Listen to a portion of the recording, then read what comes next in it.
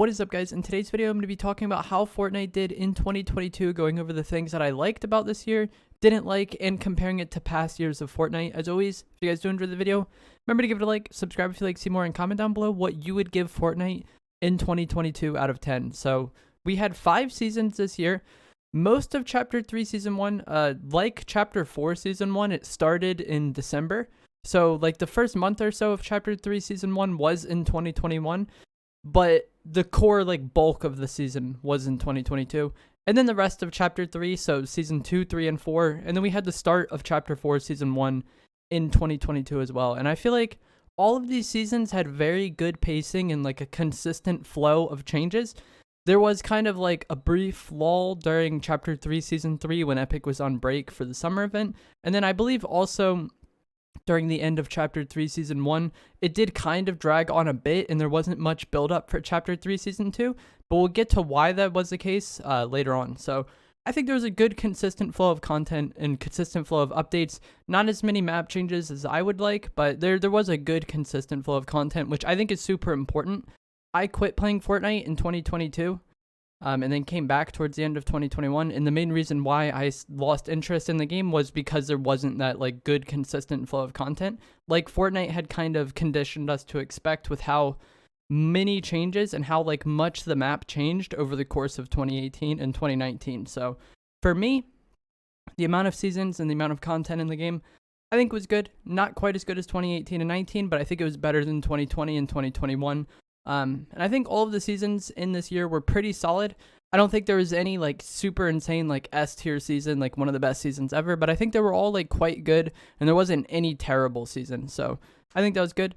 Zero build also got added this year, and pretty much regardless of how you feel about zero build, I think it's one of the best changes they could ever make. So I play both zero build and builds. I've played Fortnite for many years, and I like, Fortnite for Fortnite, which is building. But one of the biggest problems Fortnite has always had is there was a lot of people who played the game that had no interest in building and didn't want to learn building and didn't want to play a game with building in it, even though they were playing Fortnite, which was weird. And to kind of balance this, Epic would always kind of grief the game to try to give people who don't want to build a chance. We had really insane spray metas. We had explosive weapons that were insane.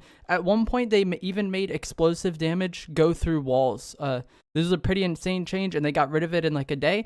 But that is the extent that Epic was trying to give people who didn't want to build a chance. So I feel like putting in zero build and making a game for people who like building and a game for people who don't like building is a much better solution than just having them all in the same game and then kind of having items in the game that either group of players doesn't like, or mechanics in the game that either group of players doesn't like. I think it's just much better for the people who don't want to play a game with building in it to play zero build, and the people who want to play a game with building in it to play build mode. So I think zero build was one of the best changes they've ever made to Fortnite, and even if you are someone who hates zero build and you only want to play build mode, I feel like even you can appreciate it, because hopefully in the long run it means that we get less, really cheesy metas or really cheesy items to kind of give people who don't want to build a chance to beat people who do build. So I think it was very good.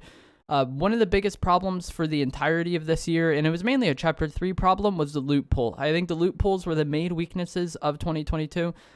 Chapter 3 at the start had one of the worst metas ever, with really weak shotguns and really insane spray weapons. And for a lot of people who have been playing Fortnite for many years, shotguns are the core weapons of the game. You get most of your kills with shotguns, especially in build mode. A lot of the fights come down to close range, and the shotguns are the game to a lot of people, myself included. And the pump shotguns have always been the Fortnite shotgun. It's much more skillful than the auto shotguns or the high fire rate shotguns, and for building and editing, it fits the game so well. But with the striker pump at launch, it was really, really bad. And I think even the gold one, this is a good comparison. The gold striker pump had a max damage of 165, I believe, at the start of Chapter 3. And it has a slower fire rate than what the thunder shotgun has now. And I believe it even had a slower pullout time. So it was worse in pretty much every way than the thunder, right? And we're talking about the gold striker pump.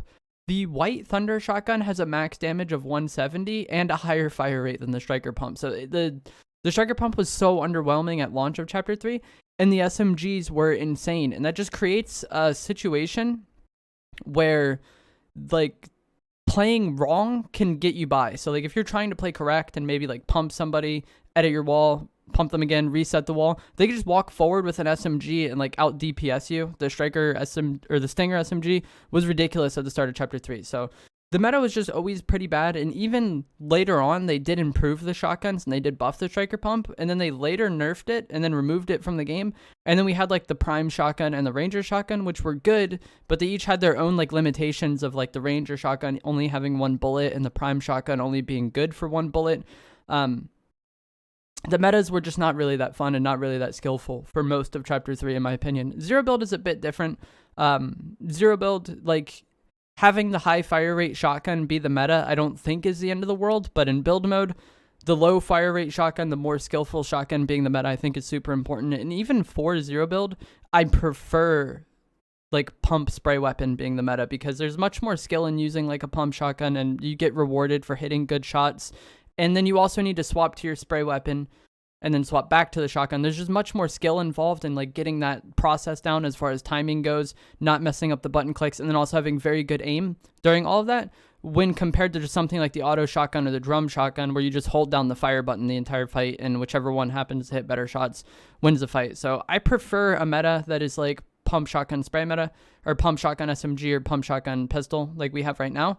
And I think that is one of the things that they've done really well in Chapter 4. This current season, I think, has a better loot pool than anything in Chapter 3. It's actually surprised me. I've seen a lot of people in my comments complaining about how they hate the loot pool, but I feel the exact opposite. The Thunder Shotgun is a lot of fun. The Tactical Pistol is insanely good. The Red Eye Assault Rifle, I think, is fine. And these first few weeks of Chapter 4 has probably been the most I've enjoyed the game since probably Chapter 2, Season 2. So it's nice to see that the shotgun balance, which was the main problem for Chapter 3, has kind of already been addressed in Chapter 4. And like I said, I think that was the main weakness of 2022. My perspective on the shotguns is that the pumps take much more skill to use, and they're much more punishing if you mess up, which kind of adds to the skill of the weapon, you know? And the auto shotguns are much easier to use and much more forgiving. So whenever we end up in a meta where like the high fire rate shotgun is just a preferred choice and just like the better choice, I think that's bad for the health of the game overall. I feel like the easier to use or the more forgiving option should never be the best. Like, it kind of gets its value in being easy to use, but like a good player with the pump, that should be the meta, in my opinion, personally. And that's what we have right now in Chapter 4. I think it's a pretty decent balance to start the season. The Maven auto shotgun could maybe be buffed a bit, I think. It's pretty underwhelming, but I would much rather them see them buff the Maven a bit rather than nerf the Thunder shotgun. The Thunder shotgun is one of the first like fun to use weapons in the game in quite some time for me. Another main weakness of the game in 2022 was the events. The events this season were pretty underwhelming because we only had 2, Collision and Fracture. I thought the Collision event was very good, and it was about kind of like what I expect for a Fortnite event. The Fracture event was not very good from my understanding. They did try to do something different with like the minigame style, but I didn't even get to do this event because my power went out like 2 minutes into it, so I don't really know what happened. But I know the community as a whole, even like super casual players that tend to love the events, were not very impressed with the Fracture event, and they found it boring. Even if you enjoyed it, that's fine, but only having 2 events in an entire year is pretty underwhelming, because a lot of Fortnite years had 3 to 5 events, and sometimes even more if you count like the concerts. So yeah, as far as events go, there wasn't very many this year, but that isn't entirely in Epic's control. It seemed like there may have been an event planned for Chapter 3 Season 1, and there was kind of like the start to a build-up to that season, and then the ongoing world events at the time kind of caused them to like walk it back, it seemed like. So the core theme of Chapter 3 Season 2, and like the main thing going on during that season, was the IO drilling through the map and like invading the map. And obviously at the time, you know, Ukraine was getting invaded. And so it seemed like once that started happening, all of the teasers for Chapter 3 Season 2 just stopped happening. And if there was like a big invasion event planned for the end of Chapter 3 Season 1, they probably got rid of it for that reason. So like, there was pretty much no build up to Chapter 3 Season 2. There was like some earthquakes going on the map, and then that just completely stopped. And they didn't really advertise Chapter 3 Season 2 at all, if I remember correctly. Like, as far as like build up to a season goes, there just wasn't any. And then a lot of people thought that was because of the current like ongoing world events at the time. And Epic themselves even made a large donation to Ukraine shortly after the launch of that season. I think they took like all of the Battle Pass proceeds for a certain amount of time from that season and then just gave it to Ukraine. So I don't think it's a stretch to say that like the ongoing world events maybe kind of shifted and changed their plans for the end of Chapter 3 Season 1 and the start of Chapter 3 Season 2. Another main weakness of 2022, I would say, would be the holiday events. These are not that big of a deal to me, but I know some people really like them, and it's something that Fortnite typically kind of goes above and beyond for. The holidays that they would usually go like all out for would be like Halloween, so Fortnitemares, Winterfest, and then whatever the summer holiday would be, it would usually just be like days of summer. And in 2022, all of the holiday events seem to get less attention and less content from they typically do. The item shop was full of themed cosmetics for like the duration of the events, which was cool, but there wasn't really any new ones. Like if you look at this year's Winterfest, I believe the only new winter skins were the Winter Sky and then the free skins that were in the Lodge and the Epic Launcher. The 2 Guffs and then the name of that other lady that I'm forgetting at this time. But there was like basically 4 winter skins from my understanding.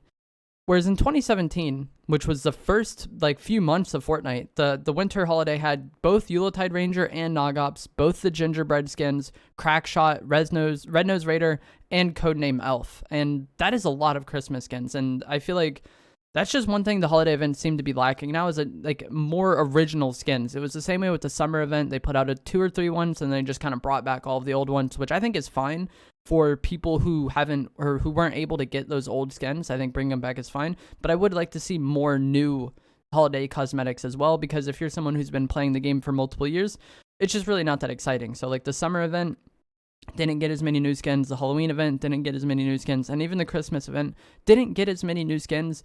And then even the content for these updates wasn't that insane.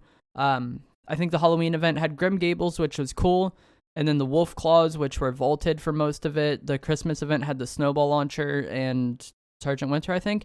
And then the summer event had pretty much nothing. It had Lil Whips, Ice Cream Cones, and the Boogie Bomb, I think, got added, which was... The Boogie Bomb was a pretty big change in the game, but it wasn't a fun change in the game. It was pretty annoying. So, yeah, the holiday events just seem to get less attention. In the past, they would do like these 14 days events. So like I think it was 14 days of summer, 14 days of winter, where they would like unvault a different weapon for that day, and then like it would get vaulted the next day and a new one would come out, and there would be 14 weapons over the course of 14 days. So each day you got on the game, there was a new item to play with and try, or not really new, it would be an old item, but it would be new in the sense that it hadn't been in the game for some time, and if you haven't played Fortnite for its entirety, it would be a new weapon to use. So I thought those events were always pretty cool, and it made those times feel special. And then they also did it with LTMs at one point, where each day there would be a new LTM for that day, and then the next day it would be gone and another one would come. They haven't done LTMs in quite some time for whatever reason, but yeah, I don't know why they decided to go away from those 14-day events, because they were really fun and it made getting on the game exciting, and it made it feel different every day. And then also from like an Epic Games perspective, I would imagine it's somewhat easy to do because they're just putting old items in the game. It's not like they're making 14 new items, you know what I mean? They're reusing content, but it's also really fun for the community. So yeah, holiday events for whatever reason just seem to get less attention this year. Not really sure why. Like I said, it's not the biggest deal to me, but it is just kind of a shift from how it used to be in the past. Another thing that isn't that big of a deal to me personally, but some people really care about, is collabs. I'm pretty indifferent to collabs. I don't care if for a month there was only collabs in the battle pass. I really wouldn't care. If there was no collabs, I also really wouldn't care. But there was a lot of huge collabs this year, like Dragon Ball, Darth Vader, My Hero Academia, John Cena, Indiana Jones, Mr. Beast, and there's probably several others that I forgot about. But like I said, I'm indifferent to it. It's not my thing. If you like them, cool. If you don't like them, cool. It doesn't really affect the game too much for me one way or the other. Even when they have collab items like the Kamehameha, I really never thought it was that good. Or the Deku Smash. Both of them were very similar, and I thought they were both really easy to avoid using items that you wanted to carry anyways. But as far as collabs go, I think they did just about as good of a job this year or better than they have in past years. So that is fine. Overall, I think this was like a really good year for Fortnite. It wasn't that amazing, but it also was like above average, I would say. So like the events not being there isn't the biggest deal to me. I know a lot of people really care about that. The holiday events not being there wasn't the biggest deal to me, but I know a lot of people do care about that. So if you feel differently about those things, you would probably rate the year differently. But yeah, we had a consistent flow of content over the course of the year. We had 2 maps essentially, with the Chapter 3 map playing out in its entirety, and then we shifted to the Chapter 4 map, which was really fun. Not as many map changes as I would like, but if they're going to do 1-year chapters, I think maybe less map changes is fine. The main weakness was just the loot pool though, and it seems like a lot of my personal like things I disliked about the loot pool has been addressed in chapter 4. So I'm actually really excited to see where the game goes in 2023, and hopefully we will have more events this year. It seems like we're already getting some tease or some build up for what the event this season is, or what kind of, you know, the arc is going to be in between season 1 and 2 with the building of the rift portal at the warden's castle, I think is what his name is. So that'll be cool, and I think this year was pretty good. Like I said, I don't think it was as good as 2018 or 19, but I would probably put it in third after 2019. So a solid year, above average, I would say. Let me know down in the comments below what you think of this year of Fortnite, and I'll see you guys in the next video. Thanks for watching.